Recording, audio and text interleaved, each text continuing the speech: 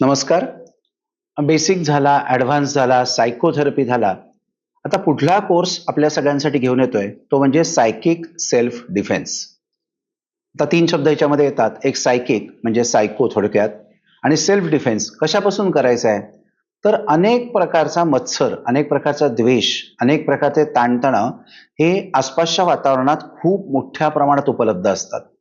तसं तुम्ही एखाद्या पब्लिक टॉयलेटमध्ये युरिनला जाऊन आलात, की युरिन इन्फेक्शन्स होतात. तसेच कित्येक वेळेला ह्या प्रकारच्या ताणतणावाचं इन्फेक्शन हे आपल्या ऑराला, चक्राला होऊ शकतं. आणि त्यामुळे अनेक प्रकारचे आजार, अनेक प्रकारच्या समस्या या आपण फेस करत असतो. आता त्यासाठी सायकोथेरपी तर तुम्हाला दिलेलीच आहे.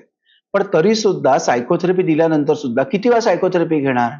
कारण आपण सबंध दिवस खरंच खूप बिझी आहोत आणि अशा वेळेला खरंच वेळ मिळत नाहीये.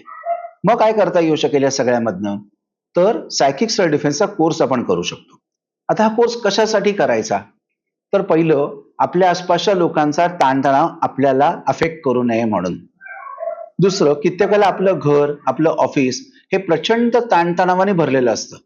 आणि त्या ऑफिसमध्ये तुम्ही गेलात ना, की तुम्हाला जाणवायला लागतं, की नाही आपण ज्या प्रकारे काम करू शकतोय किंवा आपली काम करण्याची जी क्षमता आहे, ती आपण पूर्ण वापरूच शकत नाही आहोत. त्यावेळेला खूप मेंटल क्लॅरिटी कमी होते. त्यावेळेला आयुष्यातल्या अनेक समस्या ह्या आपल्याला कंट्रोल करायला सुरुवात करतात. मग असा सुंदर ताणतणाव घेऊन आपापल्या घरामध्ये येतो आणि काही वेळेला आपल्या चिडचिड करण्यामुळे सबंध घर अशांत झालेलं असतं. मग आता अशा वेळेला त्या घराची एनर्जी स्वच्छ कशी करायची किंवा स्वतःला प्रोटेक्ट कसं करायचं किंवा मी प्रवासाला निघणार आहे. पण प्रवासात एक भीती चांगली असते, की मी गाडी सुंदर चालवतो, पण मी चालवत असताना आसपासचे लोक व्यवस्थित चालवतील याची गॅरंटी काय? त्यामुळे ॲक्सिडेंटची भीती सतत आपल्या डोक्यामध्ये असते.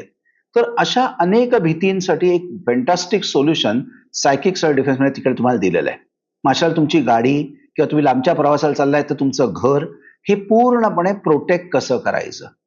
आणि सगळ्यात महत्वाचं म्हणजे आपली लहान मुलं, की जी शाळेमध्ये तर जातात, पण काही काही वेळेला शाळेमधला प्रचंड स्ट्रेस हा मुलांना अफेक्ट करू शकतो.